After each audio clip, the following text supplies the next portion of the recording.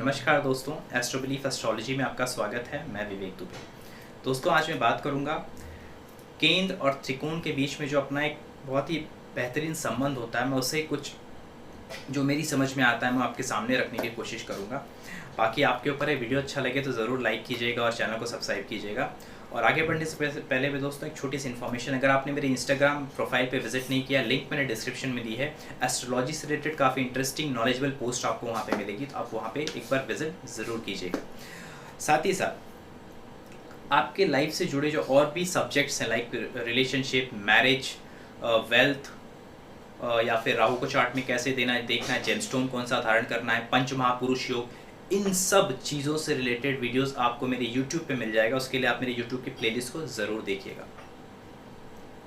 दोस्तों, come back to the point. आज बात मैं कर रहा हूँ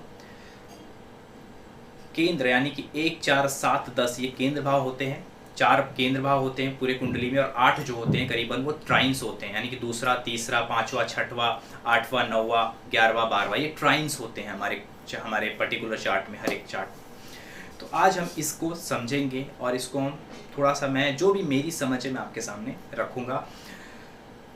दोस्तों, आप पूरी चार्ट की एक बार ध्यान से देखेंगे तो आपको मालूम पड़ेगा केंद्र से जो दूसरा भाव होता है, अगर केंद्र पहला है, केंद्र किसी भी केंद्र भाव, यानी चौथे को आप पहला सब पकड़ो या सातवें को पहला पकड़ो या पहले को पहला पकड़ो, दूसरा जो ट्राइन होगा ऑब्वियसली वो उसी चीज़ का होगा जो कि सबसे ज़्यादा ज़रूरी होता है उस टाइम, पर्टिकुलर टाइम पे। फॉर एग्जाम्पल,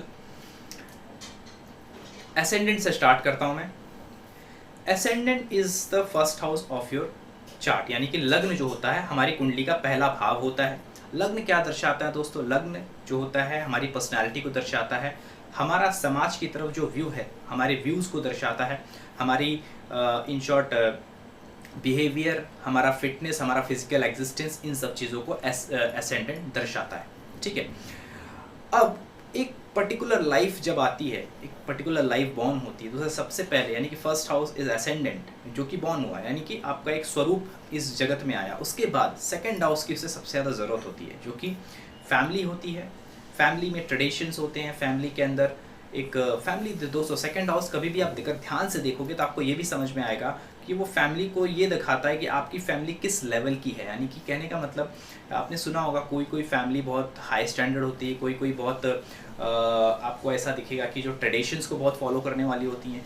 कुछ फैमिली में लोग एग्रेसिव ज़्यादा होते हैं। ऐसी मतलब एक स्थिति आपके उसके फैमिली की कैसी है, यानी कि मानसिक और एक सामाजिक वैल्यू कैसी है उसके फैमिली की, ये भी सेकंड हाउस दर्शाता है।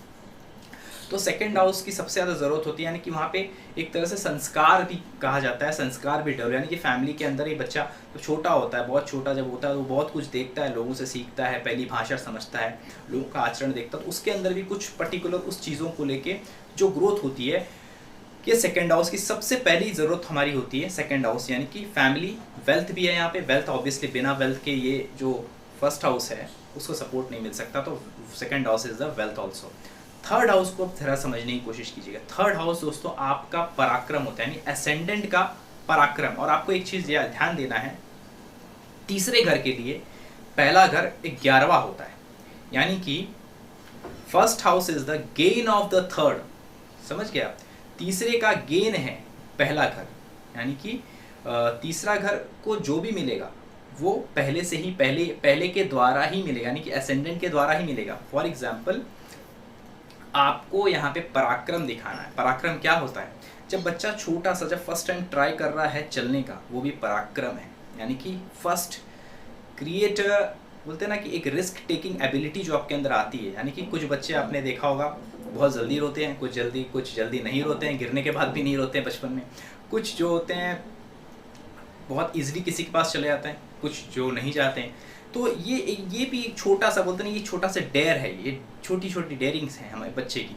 तो वहाँ से जो लाइफ ग्रो होती है, यानी कि जब आप फर्स्ट अपनी रिस्पॉन्सिबिलिटी, जैसे आप धीरे धीरे ग्रो करते हो तो आप पराक्रम दिखाते हो हर एक चीज़ों की। यानी कि फर्स्ट टाइम जो पेंसिल से लिख रहे हो, पेन से लिख रहे हो, फिर धीरे धीरे जो आपकी ये जो पराक्रम आप दिखा रहे हो, लाइफ को जीना भी एक पराक्रम है। Third house is always operating होता है हम आपके जीवन में। Third house communication, writing skills, hand skills को दर्शाता है, सिग्नेचर्स को भी दर्शाता है।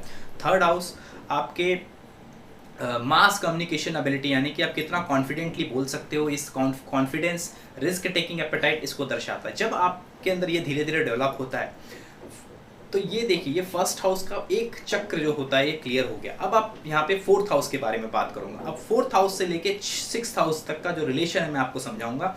फोर्थ हाउस क्या है? फोर्थ हाउस आपका कंफर्ट है, आपका कंफर्ट जोन है, सबसे इंपॉर्टेंट चीज। फोर्थ हाउस आपकी मानसिक शांति, मदरली नरिशमेंट यानी कि माता से मिला हुआ सुख भी फोर्थ हाउस है। फोर्थ हाउस जो होता है आपके इमोशनल चीज़ों को भी दर्शाता है। फोर्थ हाउस जैसे कि लैंड का भी होता है, वाहन का भी होता है। फिलहाल इसमें जो बहुत इंपॉर्टेंट चीज़ होता है, this is the house of mother nourishment, और ये इनिशियल शिक्षा का भी माना जाता है, यानी कि 1 से लेकर ऑलमोस्ट जो 10वीं तक की शिक्षा होती है आपकी, उसको मोटा मोटा देखेंगे तो ये फोर्थ हाउस के अंदर आता है। यानी कि तब आप एक बेसिक स्टडीज जो करके आते हो, जीवन के मूल्यों को जान रहे होते हो, ये डेवलप होती है। उसके बाद सबसे इंपॉर्टेंट चीज़ क्या चाहिए होता है, यानी कि जब आपके अंदर नॉलेज आ रहा होता है तो क्या पैदा होता है? फिफ्थ हाउस की जरूरत होती है आपको, यानी कि इंटेलेक्चुअल पावर, आपकी खुद की इंटेलेक्ट, आपका खुद का तरीका हर एक चीज़ को समझने का, दुनिया को समझने का, छोटी से छोटी प्रॉब्लम को सॉल्व करने का, सबके अपने अपने अलग अलग तरीके होते हैं। फिफ्थ हाउस इस चीज़ को दर्शाता है। तो हर एक इंसान मान लीजिए दो ग्रेजुएट इंसान है, लेकिन दोनों की लाइफ में प्रॉब्लम सॉल्व करने की एबिलिटी और टेक्निक्स दोनों अलग होती हैं। This is the fifth house. Fifth house ये दिखाता है, फिर इंटेलेक्चुअल पावर को दर्शाता है। फिफ्थ हाउस दोस्तों आपके विजडम, नॉलेज इन सेंस की ऑलमोस्ट जो ग्रेजुएशन तक का जो पीरियड होता है आपका, ये बैचलर डिग्री तक का, वो ऑलमोस्ट फिफ्थ हाउस के अंदर आता है। तो तब तक का जो जीवन होता है फिफ्थ हाउस का, ये फिफ्थ हाउस यानी कि उसके बाद इंटेलेक्चुअल पावर ऑफ लाइफ की तरफ आपका एक व्यू जो जनरेट होता है, लोगों को लेके आपके व्यूज जो जनरेट होते हैं, आपकी खुद की जो क्षमता होती है हर एक चीज़ को समझने की और हर एक चीज़ पे व्यू देने की, वो फिफ्थ हाउस। यानी कि फोर्थ हाउस एक बेसिक नॉलेज और आपने हर एक चीज़ों को समझा, नरिशमेंट हो गई, आपकी सारी चीज़ें फुलफिल होती हैं, तब आपके अंदर इंटेलेक्चुअल पावर आता है। इंटेलेक्चुअल पावर का संबंध है। और यहाँ पे अब आता है सिक्स्थ हाउस का रोल। जब आपके पास इंटेलेक्चुअल पावर आ जाती है तो यूज कहाँ पे करोगे? ऑब्वियसली पावर अपनी जीवन के प्रॉब्लम्स को सॉल्व करने के लिए। Sixth house is the struggle, आपको पता होगा। एंड अगेन फोर्थ हाउस जो होता है वो सिक्स्थ हाउस से 11वां होता है। यानी कि ये समझ लीजिए जो छठवां घर है फोर्थ हाउस, उसके लिए गेन का काम करता है। यानी कि छठवां घर होता है संघर्ष का। संघर्ष से आपको मिलता क्या है? आप लाइफ में संघर्ष करते क्यों? बेसिकली अपने कंफर्ट जोन को पाने के लिए। अल्टीमेट गोल आपका यही रहता है कि मैं ये स्ट्रगल कर लूँ तो मुझे ये मिल जाए, ये स्ट्रगल को करूँगा तो मुझे ये पर्टिकुलर चीज़ मुझे मिल जाएगी लाइफ में। तो हमारी ये जो दौड़ होती है कंफर्ट को पाने की तरफ, कंफर्ट की तरफ दौड़ने की, ये सिक्स्थ हाउस दिखाता है। और सिक्स्थ हाउस का गेन है फोर्थ हाउस। यानी कि जो भी आप सिक्स्थ हाउस के लिए करोगे, सिक्स्थ हाउस से जो भी आप करोगे, उसके एवज में आपको फोर्थ हाउस मिल जाता है। और यानी कि कंफर्ट को आप अपने उसके कंफर्ट को आप अचीव करते हो, चाहे वो कुछ भी हो सकता है। मान लीजिए आप जॉब के लिए एफर्ट कर रहे हो, तो जॉब मिलेगी तो आपको क्या हुआ? आपको कंफर्ट मिला, वो जोन में आप कंफर्टेबल हुए कि चलो मेरी जॉब मिल गई। फिर आपने किसी चीज़ के लिए लाइफ में स्ट्रगल किया, वो चीज़ आपको मिल गई, again you came into your comfortable zone. जैसे वो डांस शोज में आपने देखा होगा एक रेड जोन और ग्रीन जोन होता है। तो कुछ ऐसा ही है कि एक पर्टिकुलर एक किसी को रेड जोन में डाला जाता है, फिर एक मौका दिया जाता है, फिर वो अच्छा करता है तो उसको ग्रीन जोन में डाल देते हैं। डांस इंडियन डांस में आपने काफ़ी बार ये चीज़ देखी होगी। तो ये जस्ट में एग्जांपल मुझे आपको समझाना है। जब वो रेड जोन में जाता है बेसिकली वो सिक्स्थ हाउस हो जाता है उनके लिए। अगेन जब वो स्ट्रगल करके वो अच्छा परफॉर्म कर देते हैं, तो क्या वो अचीव करते हैं? ग्रीन जो बोलते हैं ना, उनका जो ग्रीन स्पेस होता है, उनका तो कंफर्ट जोन होता है, वो अचीव करते हैं। This is the role of the sixth house which is the gain. Fourth house जो है उसके लिए वो गेन करता है बेसिकली। अब अगेन केंद्र हाउस, सेवेंथ हाउस को पकड़ते हैं। Seventh house is what? Majorly it's a house of your partnership, marriage partnership, business partnership और सोसाइटी का व्यू आपकी तरफ, ये भी दिखाता है। ये यूनिवर्स को भी दर्शाता है सेवेंथ हाउस। अब यहां से हमें ये समझना है, सेवेंथ हाउस यानी कि एक पार्टनर, एक शादी आपने की, मैरिज आपने की, या फिर किसी भी तरह की पार्टनरशिप आप करते हो। बेसिकली यहाँ पे मोटा मोटा जो समझ के चलते हैं, जो मैरिज रिलेशनशिप के हिसाब से अगर हम समझे तो what is eighth house? Eighth house is the gay. एक तरह से देखा जाए तो यहाँ पे कहा जाता है ये भी पैसे का भाव है। एट्थ हाउस भी पैसे का भाव है, लेकिन जो आपका नहीं है।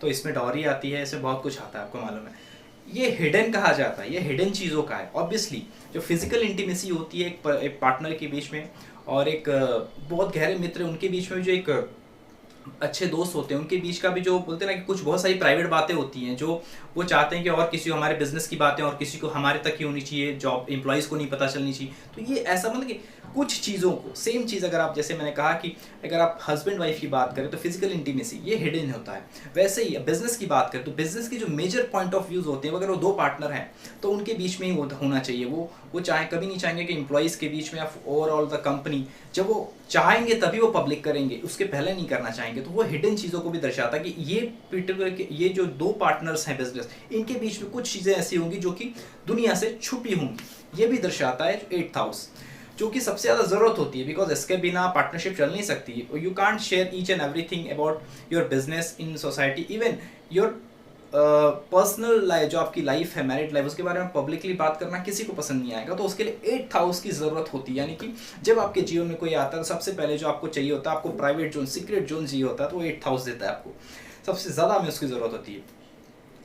8th हाउस जो होता है वो सडन चीज़ों का भी होता है। ऑब्वियसली आप देखोगे रहते रहते अचानक से अनबन हो जाती है, कुछ ही चीज़ों को लेकर छोटी सी बात लग जाती है, सडन, इससे सडन इफेक्ट होता है लोगों को। हमारी आपकी बात आपके पार्टनर को नहीं जची, उसने कुछ दिन रखा, फिर आपको बोला, सडनली डिस्ट्रॉय हो गया, ये चीज़ें आप देखें तो सडन भी आप इससे जोड़ सकते हो। 8th हाउस जो है सडननेस को भी दर्शाता है, जैसे कि ट्रांसफॉर्मेशन को भी दर्शाता है ये।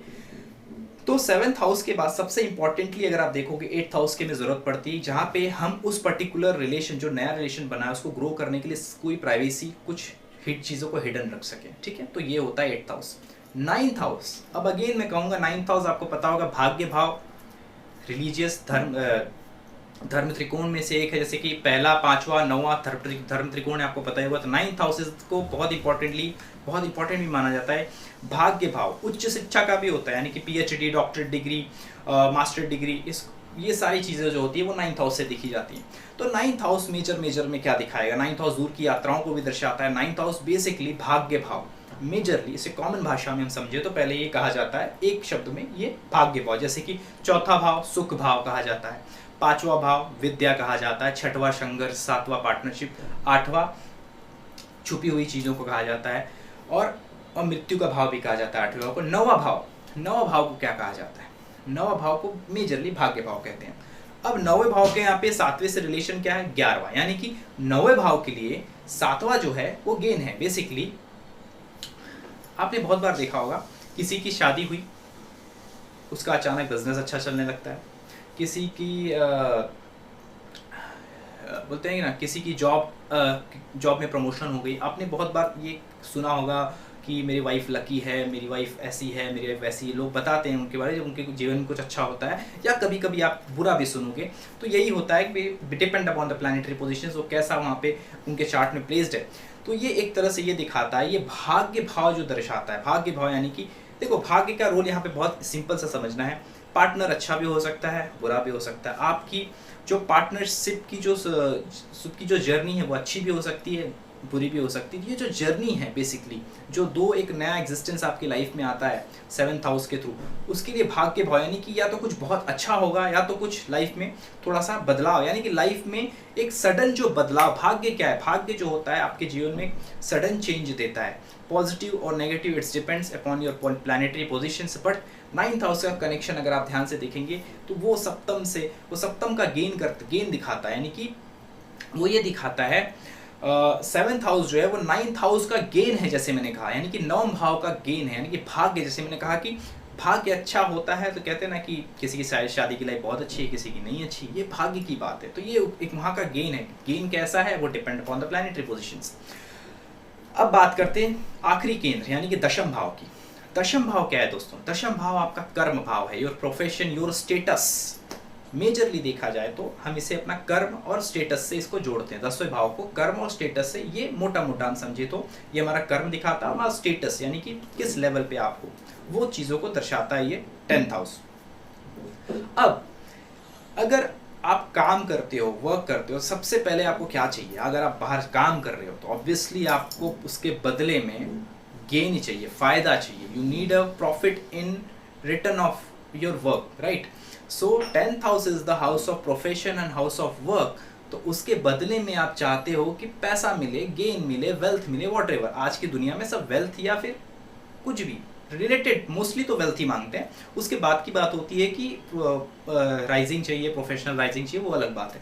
लेकिन मेजरली आप काम करते हो गेन के लिए, फायदे के लिए। सो 11th हाउस की सबसे ज़्यादा जरूरत होती है काम के बाद। आप कनेक्ट करिए, 10th हाउस इज द कर्म, your profession, your work, 11th house is the gain. तो अब यहाँ तो समझना बड़ा आसान है कि 10 के बाद 11 है, कोई दिक्कत नहीं है, काम किया, पैसे मिल गए, सैलरी आ गई, बहुत आसान है समझना। अब 12वां भाव जो होता है, जो कि अब यहाँ पे समझ में नहीं आता है, 12th house is the loss. 12th house shows loss, isolation, abroad, बहुत सारी चीज़ें, ध्यान, बहुत सारी चीज़ें इसमें, स्पिरिचुअलिटी को भी दर्शाता है 12वां भाव। 12वां भाव एक तरह से खो जाने का भाव भी है, और सैया सुख का भी है, बेड प्लेजर का भी है, सारी चीज़ें इसमें आ जाती हैं। अब मोटा मोटा क्या समझते हैं, मोटा मोटा 12th हाउस को क्या कहा जाता है, it's house of expenses, house of loss. ठीक है, एक्सपेंसेस का घर, खर्च का घर माना जाता है इसको। मैंने जैसे कहा कि सांसों से लेके वक्तव्य से लेके हर एक चीज़ जो भी जीवन से जा रही है, चाहे आपके शब्द ही क्यों ना हो, चाहे आपका पैसा ही क्यों ना हो, चाहे आपका व्यवहार, चाहे आपकी सोच, जो भी खर्च हो रहा है वो 12वां भाव है। अब जैसे कि मोटा मोटा आपको समझना है कि 12th house is the house of your loss. ठीक है, लॉस का हाउस है, खर्च का हाउस है, एक्सपेंसेस का हाउस है। 10th हाउस, अच्छा 10th हाउस जो है वो 12वें का 11वां भाव है, यानी कि 10th house is the gain of the 12th house, यानी कि 12वें भाव का लाभ है 10वां भाव, यानी कि 12वें भाव का लाभ कहाँ से आएगा, वो 10वें से आएगा। यानी कि 12वां भाव अपना इंतजाम कहाँ से करेगा। बेसिकली आप ये समझ लीजिए कि खर्च करने के लिए काम करना बहुत ज़रूरी है। वो उस काम 10th हाउस का यूज़ करोगे जब आप 10th हाउस से वो गेन निकालता है, यानी कि आपकी पावर, पोजीशन। मैंने आपको ये चीज़ बहुत पहले समझाई थी कि दोस्तों 12th हाउस जो होता है वो एक्सपेंसेस को दर्शाता है, और एक्सपेंस करने में हमें, और ये हाउस ऑफ प्लेजर भी माना जाता है, बेड प्लेजर हम कहते हैं इसको, यानी कि प्लेजर से भी इस हाउस का संबंध है। ध्यान भी आनंद की स्थिति को कहा जाता है, यानी कि if you talk about meditation, you are talking about the most happiness state जो होता है इंसान का, सबसे सुखद जो अनुभव होता है जीवन का, इनलाइटमेंट कह सकते हो, स्पिरिचुअलिटी को टच करना, वो होता है। तो 12th हाउस उसे भी दर्शाता है, यानी कि परम आनंद की अवस्था को 12वां भाव दर्शाता है। तो यहाँ पे मैं आपको पहले भी समझा चुका हूँ, जीवन में हर इंसान, कोई भी मनुष्य हो, उसे अपनी ऊर्जा को खर्च करने में मजा आता है। इस चीज को हमेशा ध्यान रखिएगा। अगर मैं आपको 1 करोड़ रुपए दे दूं कि ये लीजिए, आपको मैंने 1 करोड़ रुपए दे दिए आपके काम के एवज में, ठीक है, लेकिन उस 1 करोड़ रुपए को आप खर्च नहीं कर सकते, कभी जिंदगी में खर्च कर ही नहीं सकते, तो क्या आप वो पैसा लोगे? कभी नहीं लोगे, because it's kind of a paper piece for you. मान लीजिए 1 करोड़ रुपए आपको मैंने नकली दे दिया, तो क्या वो आपके काम का है? जो मैंने अभी एग्जाम्पल दिया आपको कि वो पैसा आप खर्च नहीं कर सकते, क्योंकि एक्चुअली हमारी जो हैप्पीनेस होती है वो पैसे पाने में नहीं होती है। हमें जो लिबर्टी मिलती है, यानी कि जब हमारे पास ज़्यादा पैसे होते हैं तो हम ज़्यादा लिबरली सोच पाते हैं कि अब हम इसे खर्च कर सकें। लाइक अब मैं ये खरीद लूँ, अब मैं ये अपनी ख्वाहिश पूरी कर लूँ, तो हम ज़्यादा से ज़्यादा ख्वाहिशें पूरी करने, यानी कि परम आनंद की अवस्था को छूने की जो ताकत है वो हमें 10th हाउस देता है, यानी कि 10th house is the gain of your 12th house. ठीक है, यानी कि ऑब्वियसली अगर आप काम नहीं करोगे तो विदाउट वर्किंग, विदाउट प्रोफेशन, ऐसा तो नहीं कि आपको 11th हाउस से पैसे आएंगे, तो आप 2nd हाउस का पैसा भले यूज़ कर सको, यानी कि जो फैमिली का है, कहते हैं ना कि बाप के पैसे उड़ा रहा है, तो वो आप भले कर सको। लेकिन 12th हाउस का रोल यहाँ पे कब आता है? ये जैसे मैंने कहा कि हर तरफ की ऊर्जा, चाहे वो आपकी सेक्सुअल एनर्जी हो, चाहे जैसे मैंने कहा था ना, आपको हर इंसान को बोलना पसंद है, सुनना ज़्यादा पसंद नहीं होता है किसी को, तो बोलना ज़्यादा पसंद होता है। ऑब्वियसली आप बोलते जब हो तो आप आपकी एनर्जी लिबरेट करते हो, बाहर निकालते हो। तो 12th हाउस जो है, एक मैं छोटा एग्जांपल आपको समझा रहा हूँ, यानी कि बोलना भी एक एनर्जी को निकालना है, चाहे वो सेक्सुअल एनर्जी को जब आप निकालते हो, चाहे आप पैसे के थ्रू, जो आपकी पैसे की एनर्जी, पैसा इज ऑल्सो क्या है, पैसा क्या है? ट्रांसफॉर्मेशन की एनर्जी है। आपके पास पैसे है, आपने पैसे दिए, कार आपके पास आ गई, ट्रांसफॉर्म हो गया। इन शॉर्ट बहुत थोड़ा सा अलग मिजाज में बताऊं तो पहले का जो तथास्तु था, यानी कि जब भगवान आशीर्वाद देते थे, बेटा तथास्तु, तेरा ये काम हो जाएगा, तो वो जो तथास्तु की जो पावर थी, वो तथास्तु की जो पावर थी, वो आज के डेट में पैसा है। पावर ऑफ ट्रांसफॉर्मेशन, हम टीवी में देखते थे कि जैसे कि भगवान ने आशीर्वाद दिया और पर्टिकुलर चीज़ उसके पास तुरंत आ गई, तो वही चीज़ आज के डेट में तो पॉसिबल नहीं है, तो वो चीज़ कन्वर्ट हो गई पैसे में। पहले लोग ज्ञान और ध्यान से ये चीज़ को पा लेते थे, लेकिन अब क्या हो गया है, हमारे आज के जीवन में क्या होता है कि पैसा होना बहुत इंपॉर्टेंट है। Without money you can't do anything, you can't get anything. So जो मनी का पावर है, जब उसको आप खर्च करते हो, यू गेट अ प्लेजर, परम आनंद की अवस्था को छूना चाहो। ऑब्वियसली इंसान खर्चा करता है, टच नहीं कर सकता, बिकॉज वो अलग चीज़ है। जैसे वो चाहता तो है अपने जीवन के सबसे बड़ी सुख को खरीद लूँ मैं, लेकिन कोई खरीद नहीं पाता, बिकॉज वो तो इनलाइटमेंट के थ्रू ही आनी है, जो कि 12th हाउस इनलाइटमेंट को भी दर्शाता है, स्पिरिचुअलिटी को भी दर्शाता है। तो वे हमने अलग बोलते हैं ना, हमने रास्ता अलग चुन लिया है, लेकिन जाना वहाँ चाहते हैं, जो कि आज के डेट में पॉसिबल नहीं होता है, क्योंकि ये कलयुग की माया की दुनिया है। इसके बारे में काफ़ी बार मैं बता चुका हूँ, बहुत अलग अलग वीडियोज़ में दे चुका हूँ शायद इसके ऊपर, तो आप उस वीडियोज़ को भी देखेंगे तो समझ में आएगा। आप मेरे ख्याल से मैंने आपको काफ़ी हद तक अंडरस्टैंड करने में मदद की है कि ओवरऑल जो 12 हाउसेज हैं उनका केंद्र से संबंध कैसे बनता है और वो कैसे रोल प्ले करते हैं। तो आपको मैंने बता दिया है, 12th हाउस के बारे में आप समझ गए होंगे। इट्स कैसे गेन हो, जो खर्च करने का जो आनंद है वो कैसे आता है, और खर्च कभी कर सकते हैं जब आपके पास होगा, जब वो पावर होगी। वो पावर कहाँ से आता है? वर्क से आता है आपके, यानी कि जब आप कमाते हो तो वही खर्च करते हो बेसिकली। तो इन शॉर्ट ये वीडियो इस तरह से था दोस्तों, और वीडियो अच्छा लगे तो प्लीज़ लाइक कीजिएगा, चैनल को ज़रूर सब्सक्राइब कीजिएगा।